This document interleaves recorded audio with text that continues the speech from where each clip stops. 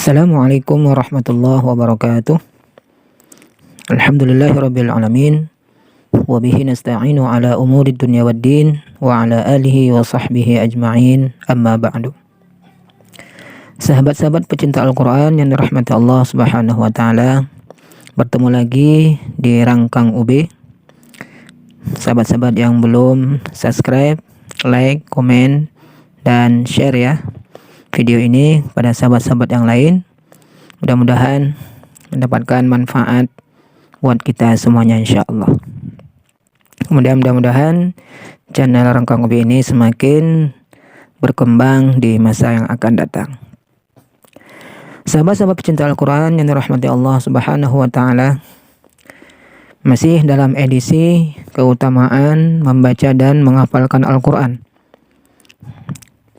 Betapa banyak hadis Rasulullah SAW yang mendorong kita semuanya untuk membaca dan menghafalkan Al-Quran. Pada kesempatan kali ini kita khususkan yakni hadis Rasulullah yang menjelaskan tentang keutamaan khusus bagi yang menghafalkan Al-Quran atau membacanya di luar kepala. Sehingga hati seseorang, seorang muslim tidak akan kosong dari sebagian daripada kitab Allah Subhanahu wa taala. Sebagaimana dijelaskan dalam sebuah hadis, innal ladzi laisa fi jawfihi syai'un minal Qur'an kal baitil kharib. Orang yang tidak mempunyai hafalan Al-Qur'an sedikit pun dalam dadanya itu seperti rumah kumuh yang mau roboh atau mau runtuh.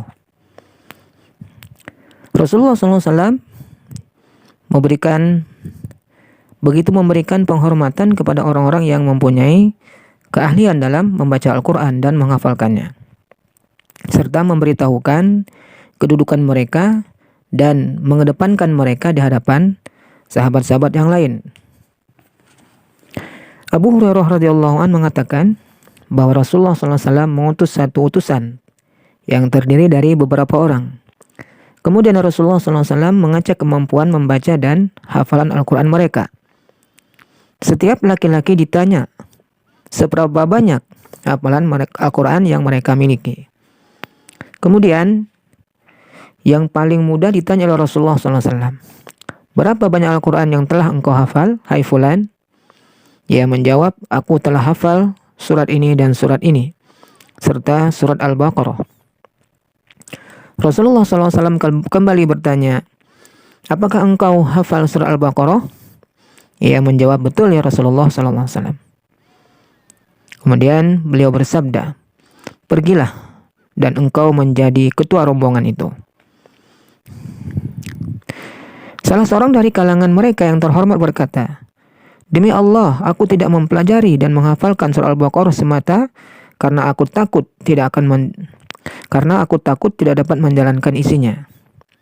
Mendengar komentar itu, Rasulullah SAW bersabda, ta'allamul Qur'an wa qara'uhu. Pelajari Al-Quran dan bacalah.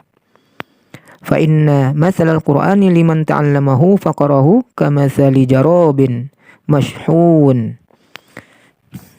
Kamathali jarabin mashhuwin miskan. Sesungguhnya perumpamaan orang yang mempelajari Al-Quran dan membacanya adalah seperti tempat air penuh dengan minyak wangi misik. Yafuhu rihuhu fi kulli makan. Harumnya menyebar kemana-mana. Wa man ta'allamahu fayarqudu wa huwa fi jawfihi famathaluhu kamathali jarabin aw qiya ala miskin.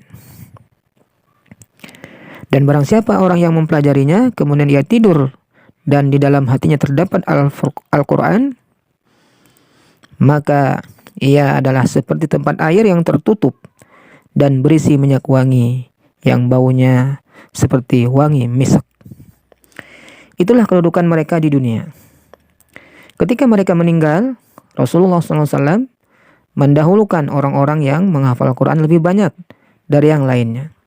Seperti yang terjadi ketika Rasulullah SAW mengurus syuhada pada perang Uhud.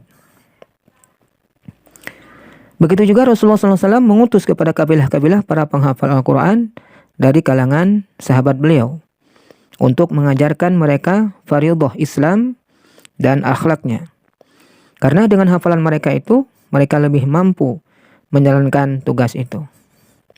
Di antara mereka adalah ada 70 orang yang terkenal, yakni dalam peristiwa Bi'ru Ma'unah, yang mana mereka syahid semuanya. Mereka telah dikhianati oleh orang-orang musyrik. Rasulullah SAW bersabda, "Yaji'u sahibul Qur'an yaumal qiyamah, fayaqul Qur'an, ya Rabbi halliha." Penghafal Al-Quran akan datang pada hari kiamat. Kemudian Al-Quran akan berkata, "Wahai Tuhanku, pakaikanlah pakaian untuknya." Fayulbasu tajal karomah. Kemudian orang itu dipakaikan mahkota karomah, kehormatan. Tsumma yaqul, "Ya Rabbi zidhu." Kemudian Al-Quran itu meminta, "Wahai Tuhanku, tambahkanlah." Tsumma yaqul, "Ya Rabbi zidhu." Fayulbasu hullatal karomah. Kemudian orang itu dipakaikan jubah karomah. Tsumma yaqul, "Ya Rabbi irdi anhu." Kemudian Al-Quran memohon lagi, "Wahai Tuhanku, ridailah dia." Fayarda anhu. Maka Allah pun meridainya.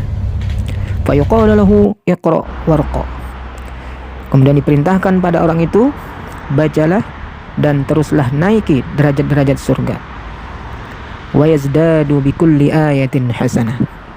Allah Subhanahu wa taala menambahkan dari setiap ayat yang dibacanya tambahan nikmat dan kebaikan. Sahabat-sahabat pecinta Al-Quran yang dirahmati Allah Subhanahu wa taala,